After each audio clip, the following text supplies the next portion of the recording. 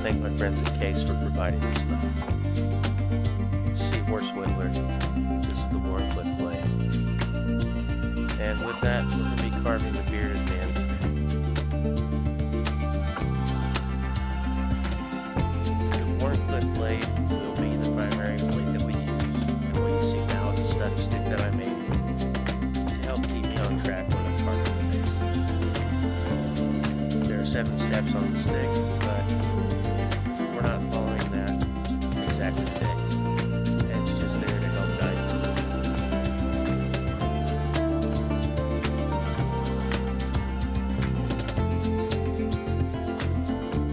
What I'm marking now is where the brow is going to be. And the dot there is going to be the tip of the nose. I'm going to take a clean cut straight down, making a stop cut, and then going from the tip of the nose up to the brow.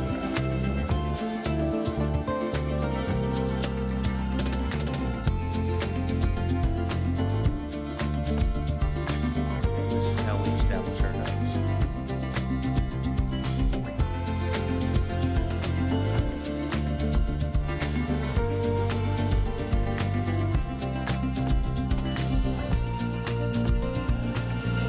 With the nose established, now I'm drawing 2 separate lines there to be the bridge of the nose.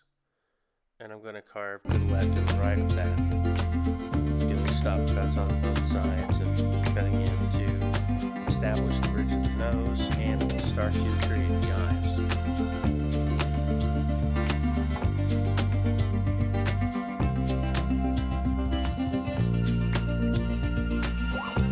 Some stop cuts under the nose. Now we're starting to clear that area out.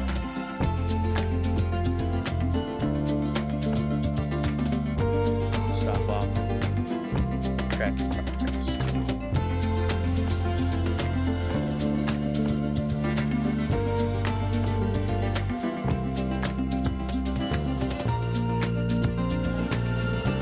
You'll notice I found it easier to carve the right side of the face by flipping the carving over to place the stop cuts. I just found that's the easiest way for me to do it.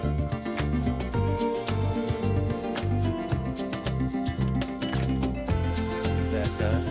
Now we're getting into the size of the nose and the shape of the mouth. That's done with additional stop cuts just on the outside of the nostril here, cutting a little triangle and then taking it out.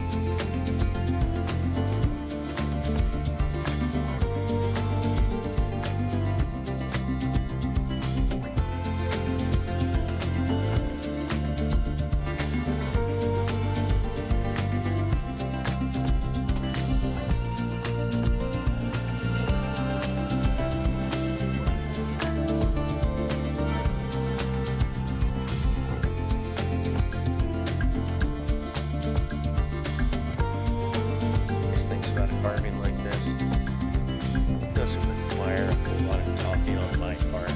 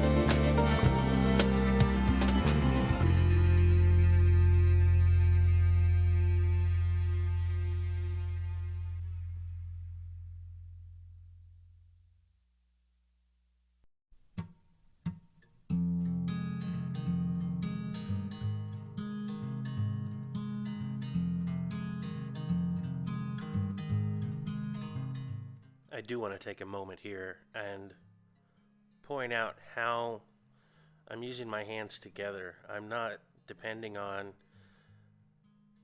the right hand to do all the pushing, and my hands work as a team, I think is the easiest way to say it.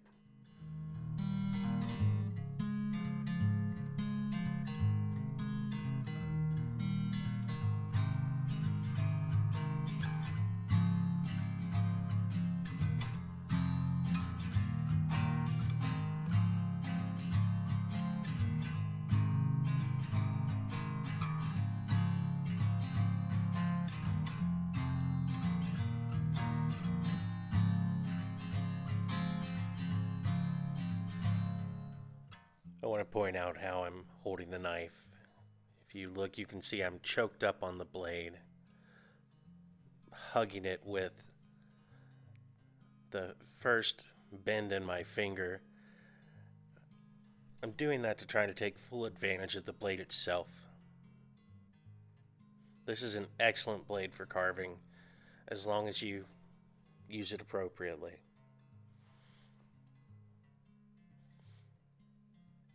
What we're doing here is we're establishing the shape of the stocking hat that I'm going to put on him.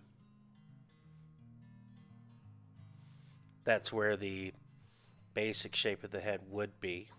It's going to be carved away though. It's just to give me a reference.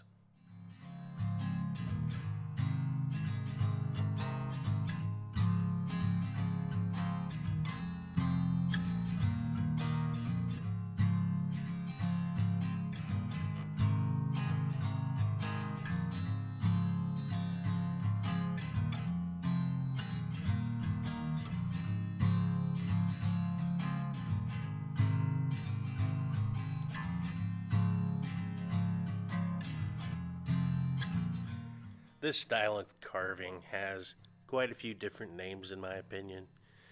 It's a wood spirit, bearded man, Santa Claus. If you got a beard yourself, guaranteed you're going to be told, oh, that's a self-portrait.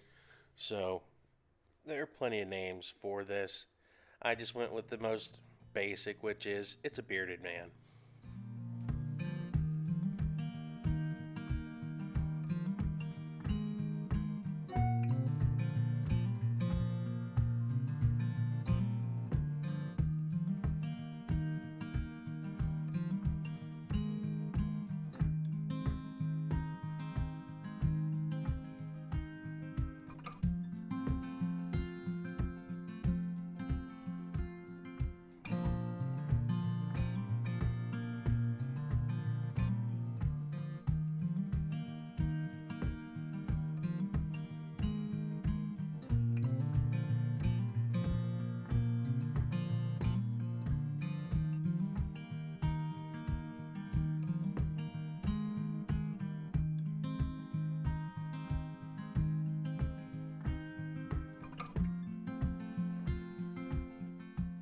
To help define where the beard will start and the face will end, I'm using a coping blade now.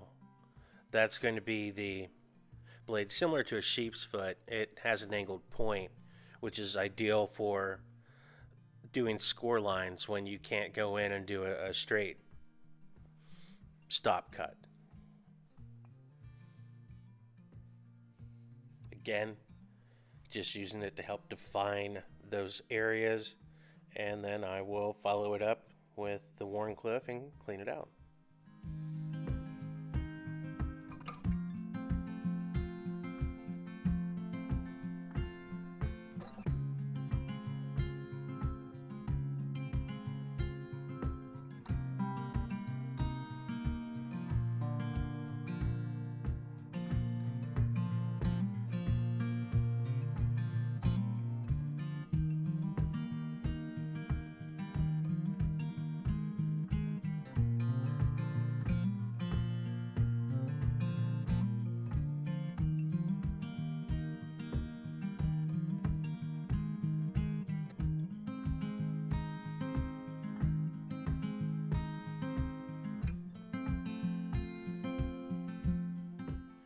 A perk to carving a hairy individual like this is if you're not confident in your ears, or if you just don't like to carve ears, you can just let the long hair go over it. But since we're going to demonstrate how to do it, I'm going ahead and putting some ears on them for us.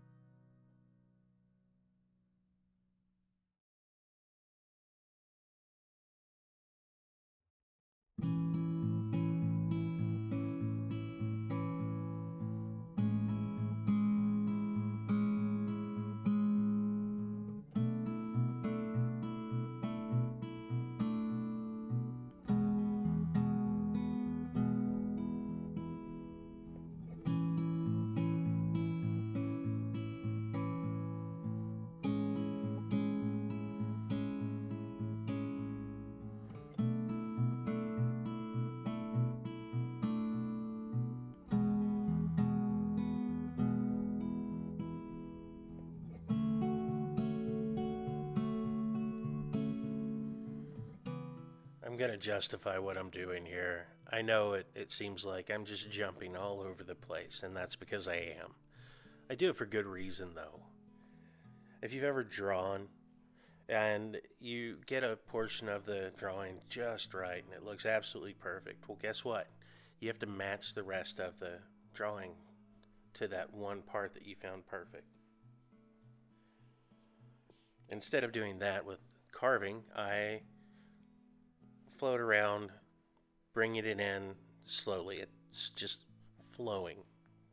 And I do that so that any adjustments that need to be made, go ahead and make it. And if I have to come back and take a little bit more off, that's fine. I'm not trying to make it perfect right off the bat. As we get closer to it being finished, it'll find its own shape. And you'll know it when you see it. It's when you just get a smile and you're knowing it ended up right where you wanted it.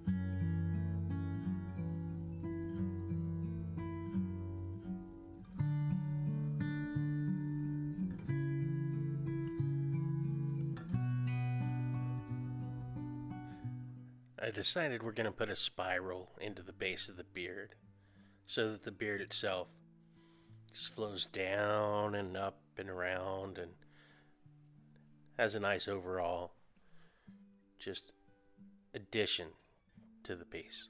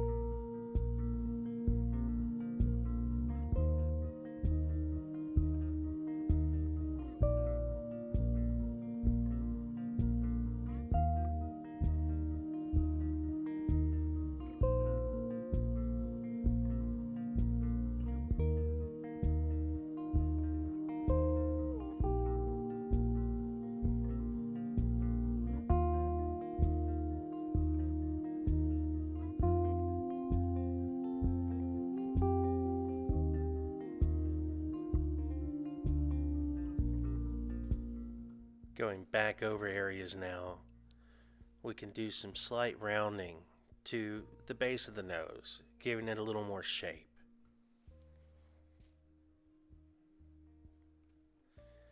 And if the blade that you're using is well sharpened, well honed, it should provide a nice, clean little burnishing cut. No sandpaper needed.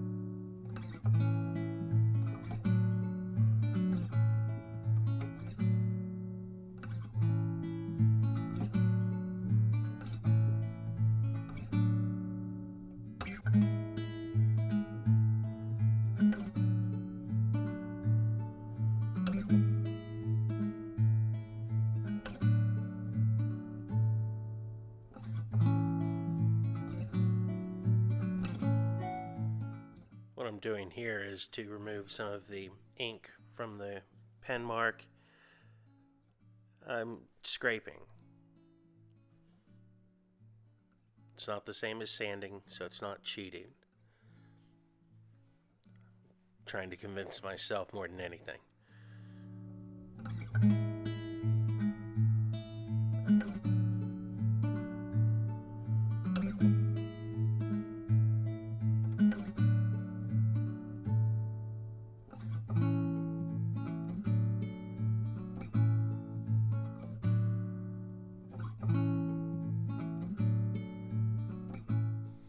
Hair and texture. If we want to put hair onto the beard, or rather have it look like it has hair, we're going to go back to that coping blade. Again, look at that angled point. Place a score line. Run it however long you want down the beard. Follow it up going right next to it, and it should chip right out. If it doesn't, just rinse and repeat.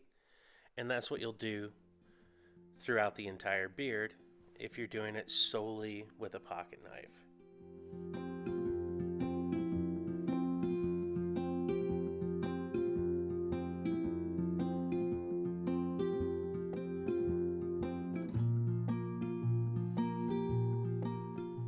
What I'm showing here are some other examples of bearded men I've carved. The one in the middle is boxwood and actually has a pipe.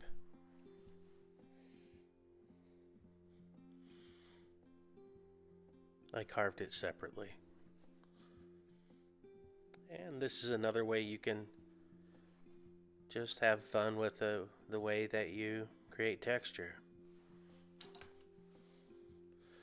So again, I do want to thank my friends at Case for providing this knife. As always, I do hope you enjoyed the video. If I've earned it, please hit that like and subscribe button. And as always, take good care.